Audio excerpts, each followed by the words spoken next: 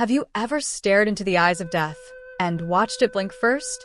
Have you ever felt your soul slipping away while someone smiled gently, as though doing you a favor? I didn't believe in rituals. Not the kind that involved blood and human lives.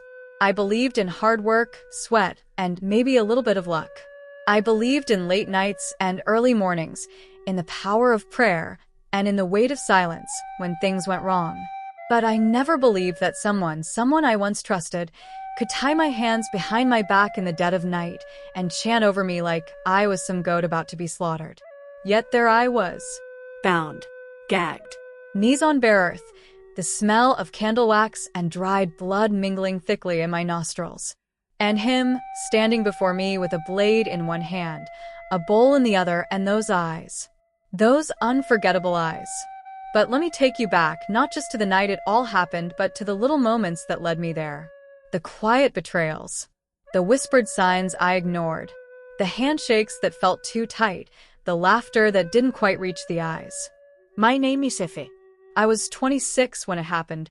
The only son of a retired carpenter and a mother who sold roasted corn by the roadside in Sapil, Delta State. I wasn't poor in the way some people define it.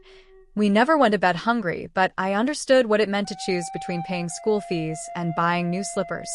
I knew what it meant to watch your parents age twice as fast under the weight of survival. So when I got a job in Benin City as a junior logistics coordinator at a private firm, I swore to myself I'd change the story. No shortcuts. No lies. Just hard work. And for the most part, I kept to that. Until I met Tony. Tony was the kind of guy who walked into a room and made everyone stop talking. He wasn't loud, far from it, but he had that magnetic pull. That rare mix of street smarts and clean shoes. He was sharp. Sharp with his tongue. Sharp with his dressing. Sharp with his silence. He joined our company 6 months after me, but within 2 months, he had management laughing at his jokes and colleagues asking him for favors. He didn't look for attention. He simply collected it, like dust on a glass table. And somehow, we became friends. Looking back, I still can't say when it started.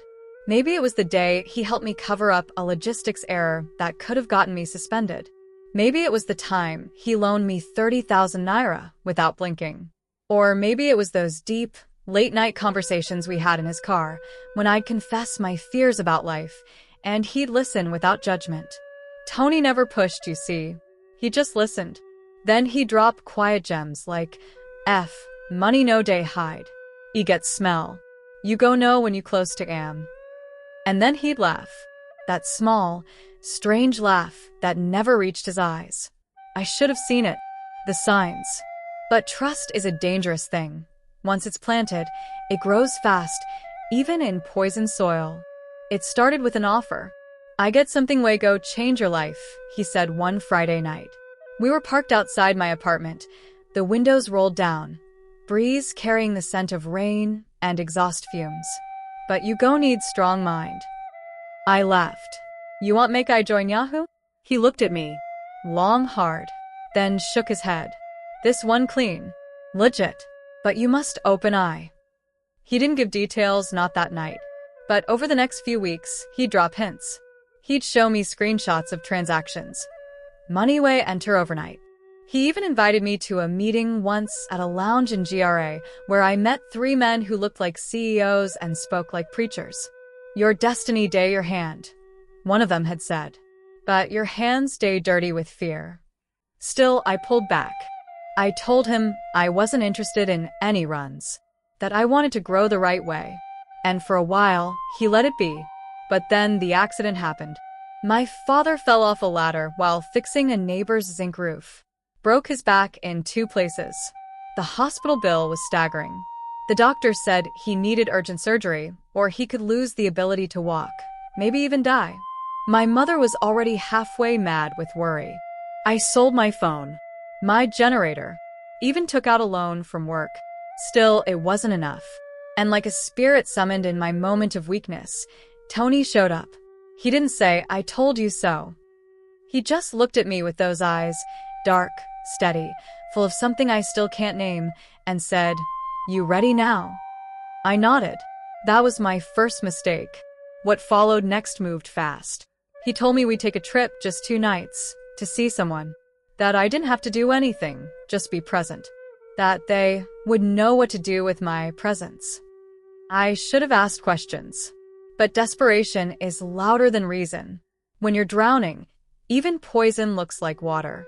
We left Benin on a Saturday evening, took the express towards Ifon, then veered off into some untarred roads that led us deep into bushland. No signposts, no signal, just the hum of tires against dirt and Tony's silence. "We almost day," he said finally, as the sky began to darken.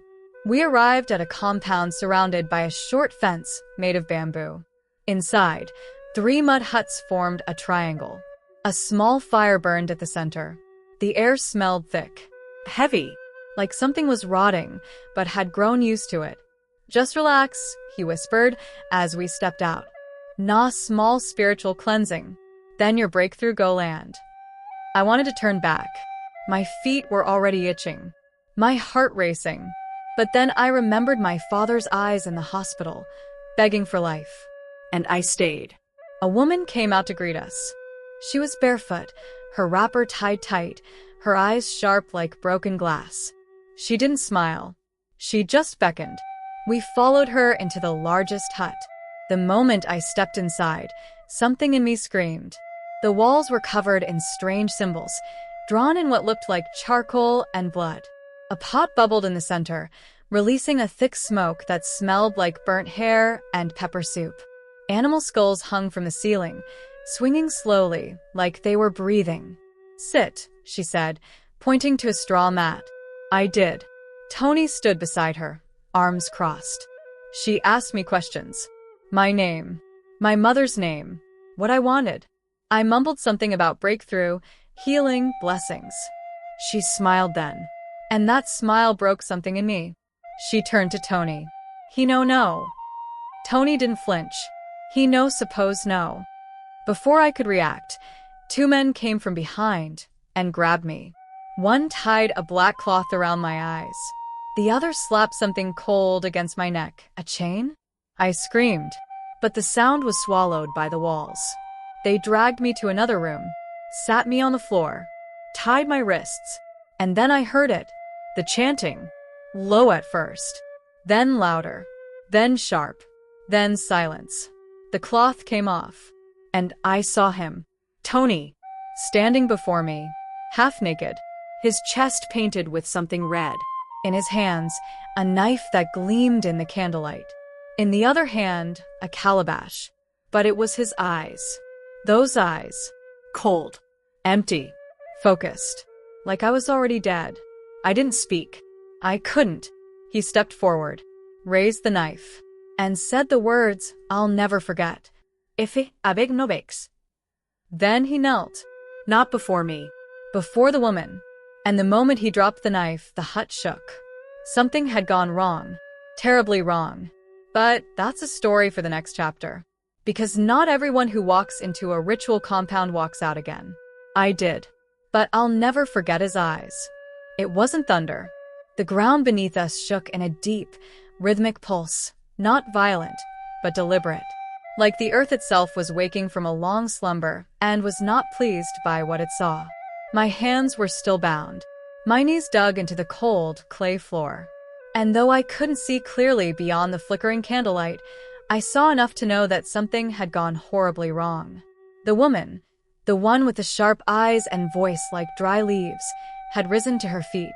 Her face, which moments ago had worn a knowing calm, was now laced with fury. Her mouth moved rapidly, muttering words I couldn't understand, and her hands trembled with a kind of restrained rage. Tony still knelt before her, head bowed, knife at his side, calabash in both hands. But something was off. He wasn't speaking. He wasn't moving. He was frozen in place, like a statue, as if even he was unsure what he had just unleashed. "Who brought this one?" the woman hissed. Her voice sliced through the silence. One of the men standing near the doorway spoke. He did. He pointed at Tony. She turned on him like a storm. "You fool," she spat.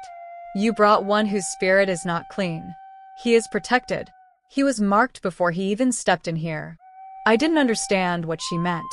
Protected? By whom? What mark? All I knew was that I wanted to run.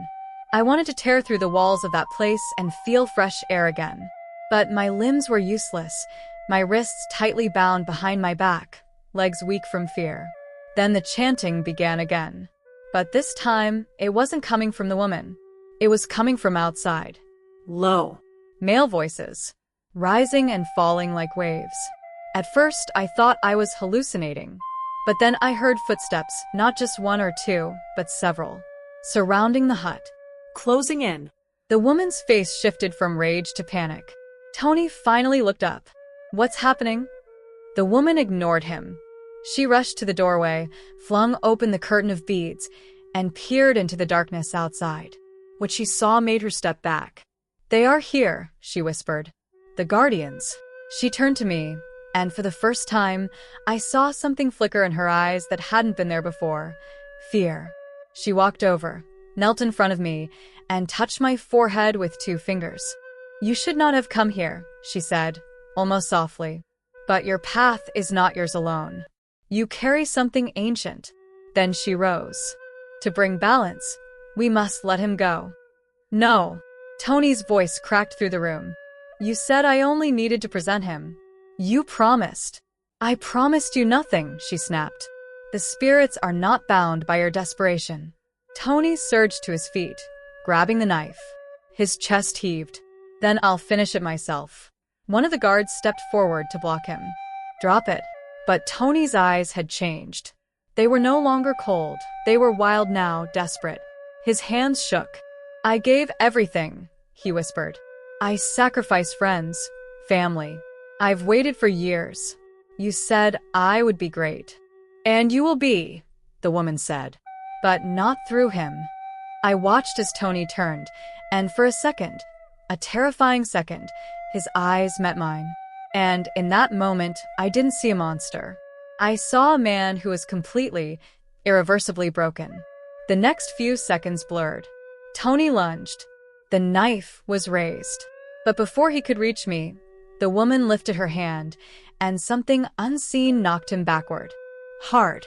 His body hit the wall with a thud and collapsed to the ground. The candles blew out at once. Darkness swallowed everything. And then silence. When I opened my eyes again, I was no longer inside the hut. I was lying in the bush just outside the compound, with my hands free. Dawn was breaking slowly across the sky, painting the horizon with strokes of pale orange and tired blue. I sat up, heart pounding. My shirt was torn, my ankles bruised, my lips cracked, but I was alive. And I was alone. No huts, no woman, no Tony. It was as if the place had never existed. I stumbled to the road, walked for what felt like hours before a passing farmer on a motorbike found me and took me to the nearest police station. I told them I'd been attacked and dumped in the forest. I didn't mention rituals. I didn't mention eyes. Who would believe me? But the image of Tony's face, that final moment of madness, confusion, and betrayal, haunted me for weeks. And the woman's words echoed louder than anything else. You carry something ancient. Back in Benin, I returned to work, tried to pretend it never happened. My father's surgery, by some miracle, was paid for anonymously. The doctors couldn't trace the funds. My mother thought it was from a charity. I knew better. A week later, I got a call from an unknown number. The voice on the other end was faint, as though it was speaking from a tunnel. I'm sorry, F. It was Tony. Before I could speak, the line went dead. I haven't heard from him since, but sometimes, in my dreams, I still see him, standing in the glow of candlelight, eyes cold, heart broken. I should have felt safe. I was home, breathing free air, lying on my own bed beneath the rusted ceiling fan in my one-bedroom apartment. The smell of fried plantain from the neighbor's kitchen drifted through the cracked window, and the buzz of distant traffic floated up from the street. Life had resumed, or at least it pretended to, but I couldn't sleep. Even in the comfort of my own space, with locked doors and bright lights, I kept seeing the same thing. Tony's face, caught somewhere between grief and insanity, and the woman's voice repeating itself over and over in my head like a chant. You carry something ancient. What did she mean? I tried to bury the memory. I told myself it was just trauma, that fear could twist reality into things that didn't make sense. I saw a therapist once, on the advice of my HR manager after I told him I'd been mugged and left in the bush. He said survivors often suffer disorientation and vivid nightmares. But these weren't nightmares. They were memories. Clear. Crisp. Real. I tried to return to normal. Work. Church. Helping my mother with her market stall on weekends. Visiting my father at the rehabilitation center. I smiled when people asked how I was. I nodded when colleagues joked that I looked spiritual these days. But I never told them the truth. Because how could I explain that every time I closed my eyes, I felt like someone was watching me? Not from the corners of rooms, but from behind the walls of reality itself. Like there was something just beyond the surface, waiting for me to blink. And then the sign started. It began with the birds. One morning, as I stepped out of my apartment to head to work, I found a dead pigeon at my doorstep. Its neck had been twisted at a strange angle, eyes open, beak full of dried leaves. I looked around. The compound was quiet. No kids. No signs of a prank. I swept it away. The next day, there were two. Then a third, bloodied, and placed deliberately on my car's windscreen. The security guard in the compound swore he saw nothing. My neighbor told me it was a sign of witchcraft or jealousy. I laughed it off. But inside, a seed of dread was blooming. That night, the nightmares changed. It wasn't Tony I saw anymore. It was her, the woman from the compound, the one with the voice like gravel and eyes that pierced through lies. In the dream, she stood at the foot of my bed, hands outstretched, whispering something I couldn't understand. But every time I tried to speak back, she disappeared, and I woke up gasping for breath, soaked in sweat, chest pounding like a drum. After 3 nights of that, I stopped sleeping entirely. I began to research, obsessively. I dug through online forums, dark spirituality blogs, old African religious texts, and even YouTube videos that claimed to explain the laws of spiritual inheritance. Most of it was nonsense, New Age sermons, and conspiracy theories. But there were some patterns that made me stop and read twice. A phrase kept coming up, the marked one. It described people who were unknowingly born under an ancient blessing or curse. They attracted unusual spiritual attention, both from divine forces and darker ones. Sometimes they survived attacks that should have killed them. Sometimes they disrupted rituals by their mere presence.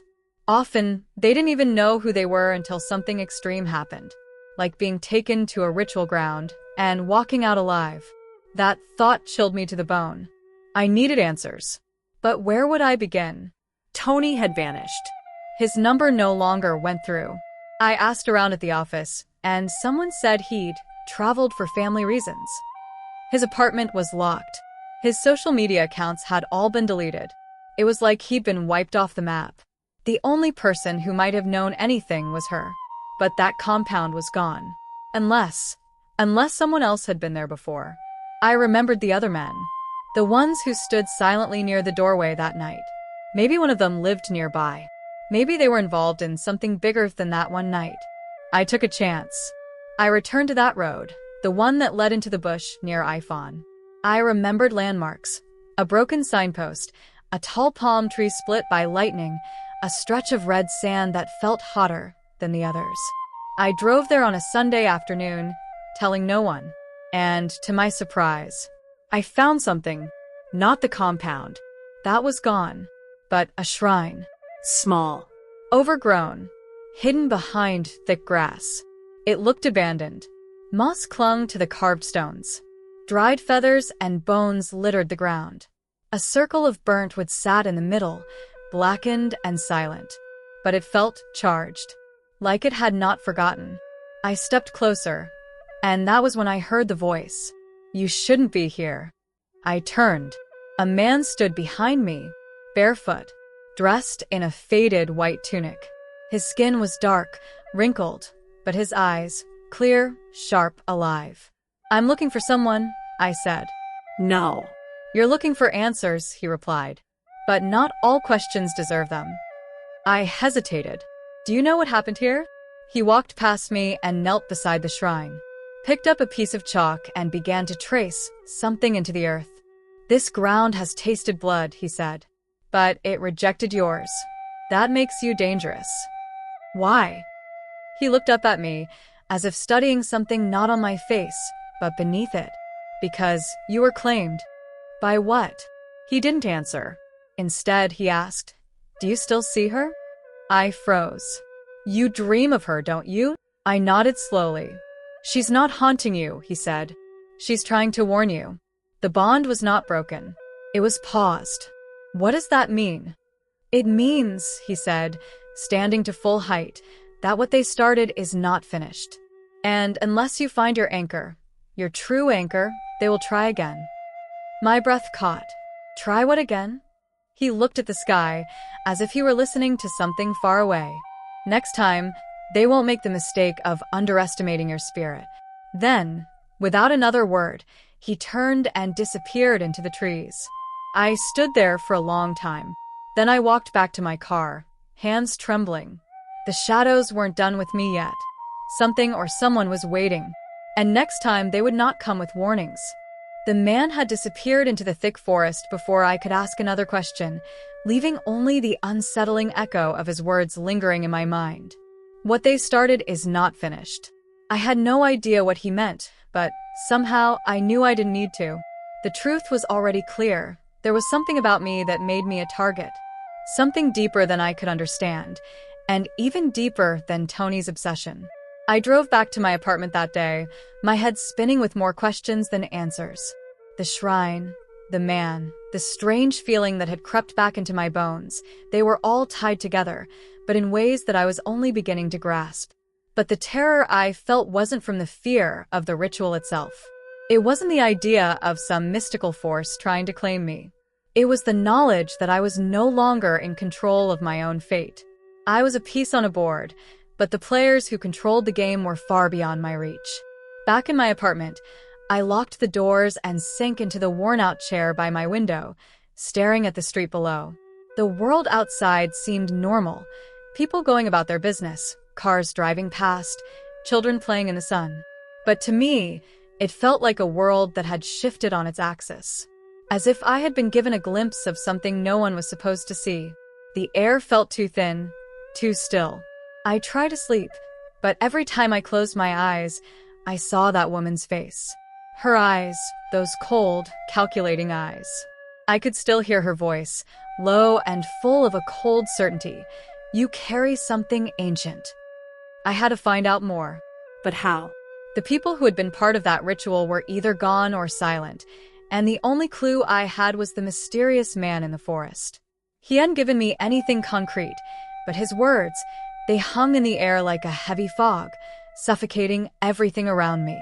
The next day, I visited the local library. I had decided that if I could find anything about ancient spiritual practices or rituals that might be linked to the kind of thing I had survived, it might give me the answers I needed. I scanned through rows of books on African mythology, indigenous rites, and even old records of witchcraft in the region. It was there, in a dusty corner of the library, that I found a book that nearly stopped my heart. The title was simple: Rituals of Power, The Forgotten Ways. I opened the pages carefully, scanning the yellowed text for any mention of what I was seeking.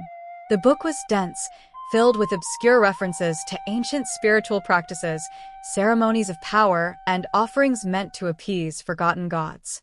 But it wasn't until I reached the last chapter that I found something that made my blood run cold. A section about the marked ones. I read the words over and over, my mind racing as the realization settled into my bones. The marked ones were individuals born with a spiritual signature, an essence, if you will, that made them susceptible to being claimed by powerful spiritual forces. These forces were often malevolent, drawn to those who had the potential to wield immense power. It wasn't just about wealth or success. It was a deep, intrinsic energy that could be harnessed, manipulated, and used for both good and evil. But the book went on to explain that those who were marked were never meant to be claimed outright. Their spirits were too strong, too resistant to be fully controlled. Instead, the ritual would begin, and if successful, the individual would be taken over. Their will, their soul, their very essence siphoned away by the force that sought to claim them. But there was a catch. The marked ones could survive the first ritual, only to find themselves pursued by the very same forces again and again. If the ritual wasn't completed, if the claim wasn't fully sealed, the cycle would repeat until the person was eventually destroyed. I couldn't breathe. I felt like the walls were closing in. The truth I had been dreading was staring me in the face. Tony, the woman, the shrine, The forest. it wasn't over. And the worst part was that I didn't know who was behind it all. I didn't know if the forces pursuing me were human or something else. The book gave me no comfort. In fact, it only made the situation more terrifying. I needed to understand who was behind the rituals and why I had been chosen in the first place. But every time I thought I was getting closer to the answers, I found myself deeper in the web of confusion and dread. I left the library in a haze, clutching the book to my chest like a lifeline. I couldn't go home. Not yet. I had to see someone who might know more, someone who could help me make sense of this madness. I drove to see a man I hadn't spoken to in years. His name was User, and he was once a close friend of my father. He was an old scholar, a man who had spent his life studying the ways of the gods, the spirits, and the rituals that shaped the world. He was respected in the community, though many believe him to be a little too obsessed with the unseen forces that governed the world. User lived in a small house on the edge of town, surrounded by overgrown trees and strange sculptures that looked like they had been carved from bones. His place had always felt off, but that had never stopped me from seeking his wisdom when I was younger. When I arrived at his door, he didn't seem surprised to see me. He invited me in without a word, and I took a seat at the table where we'd spent hours talking about the myths and stories that shaped our world. "Something is happening to you," User said, his eyes piercing mine with an intensity one wasn't ready for. "How do you know?" I asked, my voice barely above a whisper. "You are not the first to come to me with such questions," he replied, "but you are the first to ask the right ones." I didn't know what he meant, but I was desperate for answers. "I need to know what's happening," I said, my voice shaking. "I need to know why I'm being hunted." User stared at me for a long moment, and then finally he spoke. "Because you are one of them." "One of who?" "The marked ones," he said quietly. "The ones who walk between worlds. The ones who hold power that is both a gift and a curse. And now that you have been touched, you will never escape the pursuit." The weight of his words sank deep into my soul, and for the first time since the ritual, I felt a chill, not from the outside world, but from within myself. I was marked, and there was no going back. User's revelation echoed in my mind like a drumbeat, relentless and unyielding. The marked ones. The ones born with an invisible chain around their spirit, destined to walk a path few could understand. It was a truth too heavy to bear, but in that moment, I realized there was no turning back. No ignoring it. I was bound to something much greater, and far more dangerous, than I could have ever imagined. As User's words sank in, I began to understand the significance of everything that had happened to me. The ritual, the man in the forest, the strange occurrences that followed me wherever I went. It wasn't random. I hadn't been a victim of circumstance. I had been chosen. For what? I still didn't know, but one thing was certain. I was being hunted. "Why didn't you warn me earlier?" I asked, my voice thick with frustration. User's expression didn't change. "I couldn't. The marked ones do not always know they are marked. You had to realize it on your own, or you would never be able to survive." "Survive what?" I asked, leaning forward, desperate for more. "What is it they want from me? Why me?" User's eyes softened, and he took a long breath, as though considering how much to reveal. "They want to claim you, but you are not meant to be claimed. Not by them, not by anyone. Your spirit is too strong, too unyielding. That's why you survived the first ritual. But that doesn't mean they will stop trying." "Who are they?" I demanded, my pulse racing. User stood up slowly and walked to a shelf filled with dusty scrolls and old manuscripts.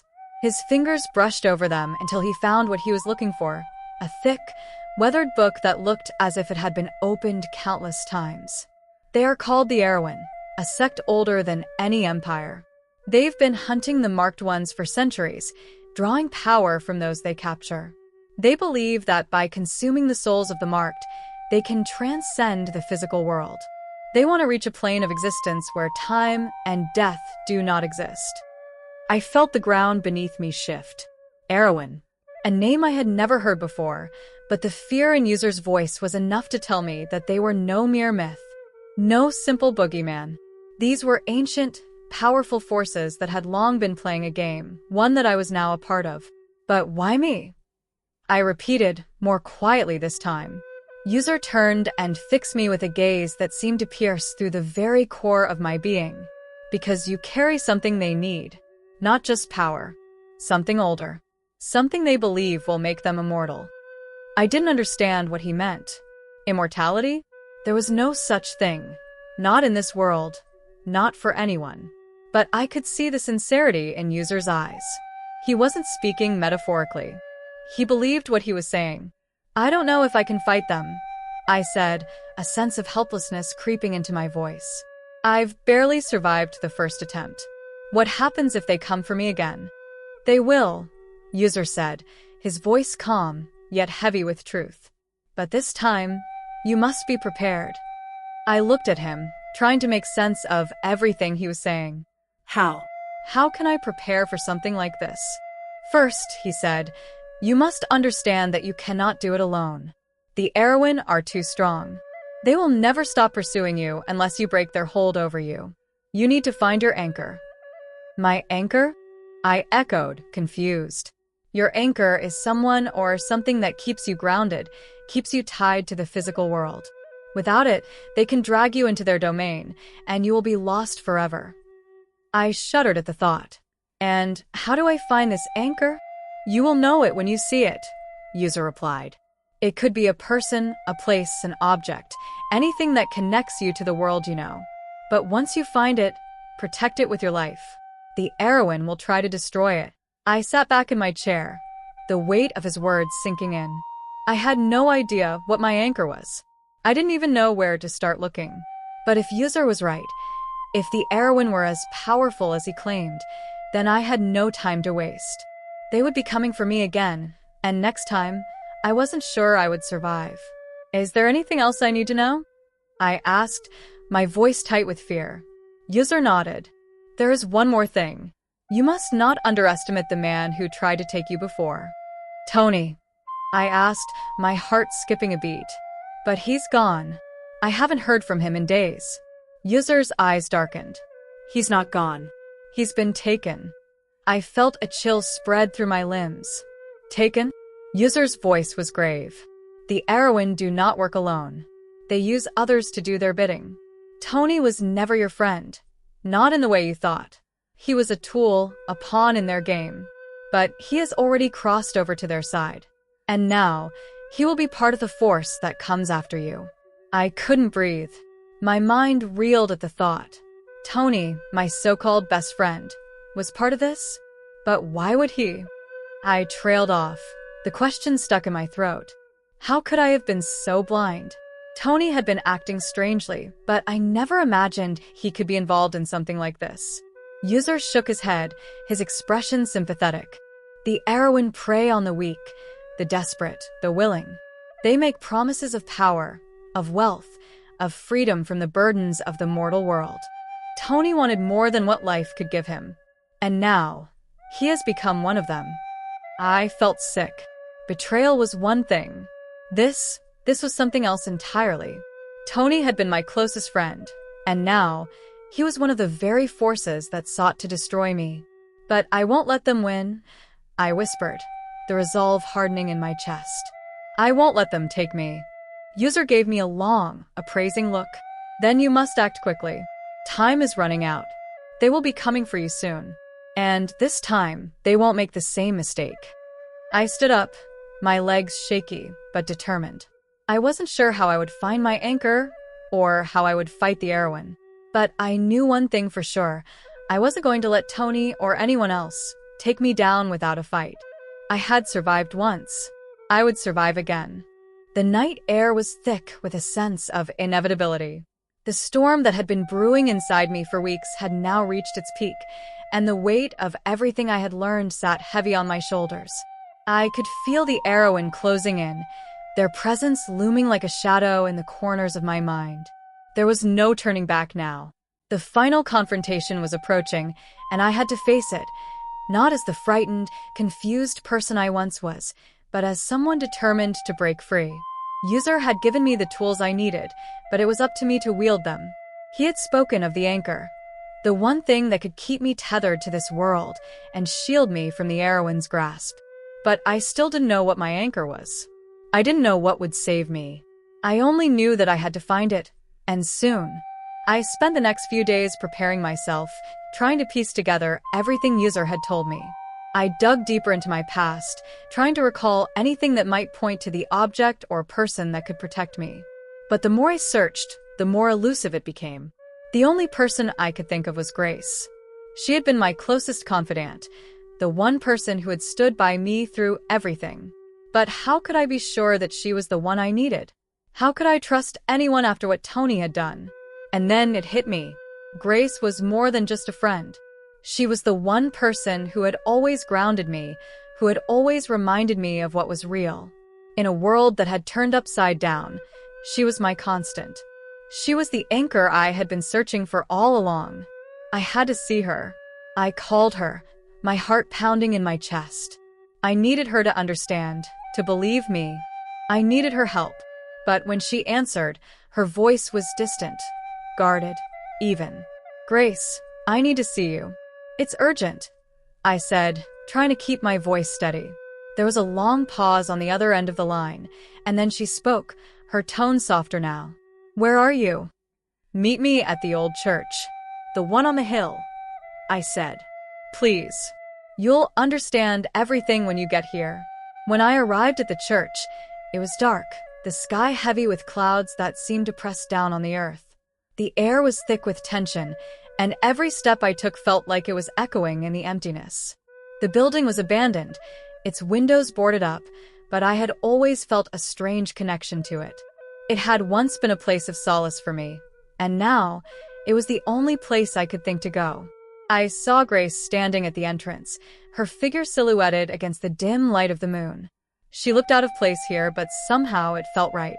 She stepped forward as I approached, her eyes wide with concern. "What's going on, Ethan?" she asked, her voice trembling. I swallowed hard, trying to keep my composure. "I can't explain everything right now, but I need you to trust me. The man who tried to kill me, he's not the only one. There's a whole group of people after me, and they're powerful.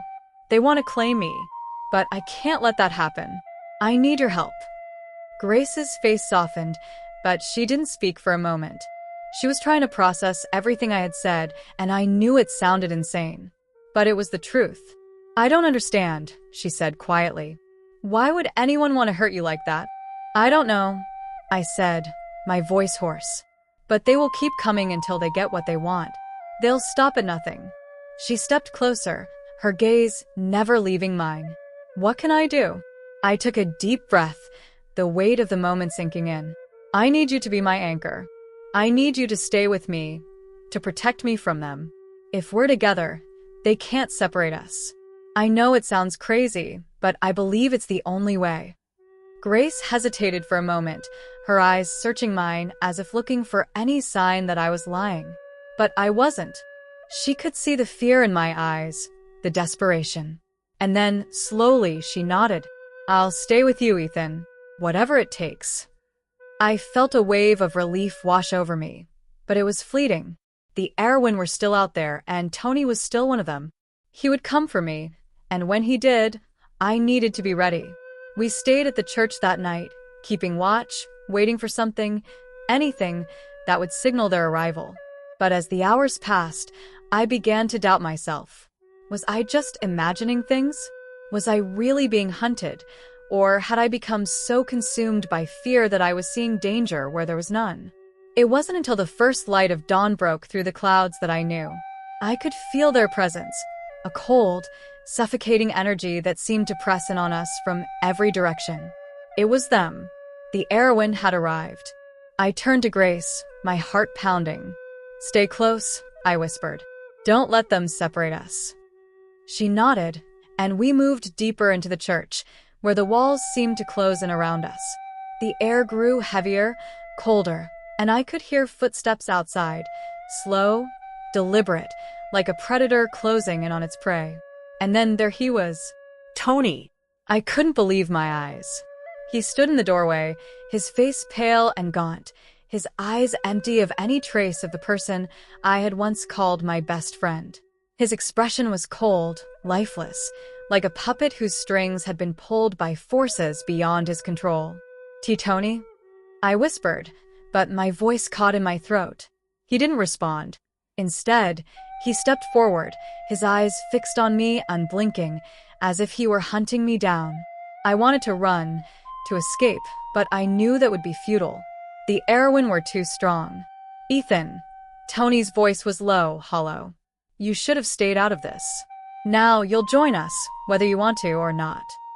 I felt a surge of anger rise within me, mingled with the fear that had been eating at me for so long. He wasn't Tony anymore. He was something else, something controlled by the Ariwun, twisted by their power.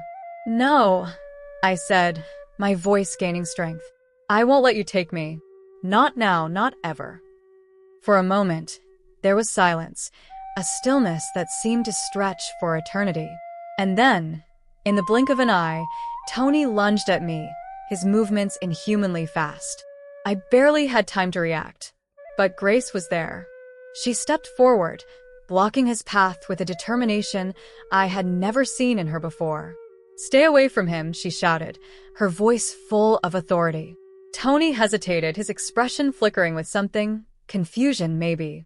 And in that brief moment of hesitation, I knew what I had to do. I reached deep inside myself, pulling every ounce of strength I had left, and focused on the one thing that kept me grounded: Grace. With a surge of energy, I pushed forward, using the power I didn't fully understand but knew was there. The air crackled with tension, and for the first time, I felt like I was in control. Tony screamed, a raw, guttural sound that filled the space with a terrible intensity. The shadows around us seemed to grow darker, but I didn't falter. I had Grace by my side, and that was enough. "Tony," I said, my voice steady now. "You're not him anymore. Whatever they've done to you, I won't let it take me." In that moment, I saw something flicker in his eyes, a glimmer of recognition, of the friend I once knew. But it was too late. The Ariwun had already claimed him. The ritual had failed, but the battle was far from over.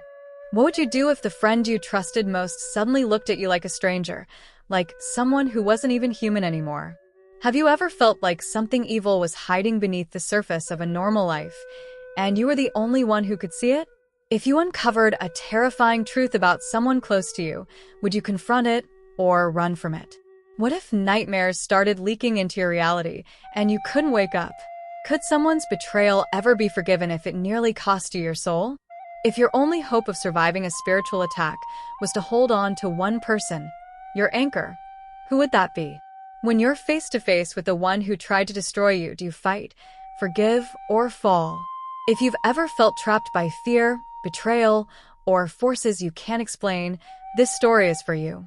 What would you do if everything you believed in was turned upside down? Share your thoughts below, and don't forget to subscribe, because the journey isn't over yet. Together, we'll face the darkness and find the light.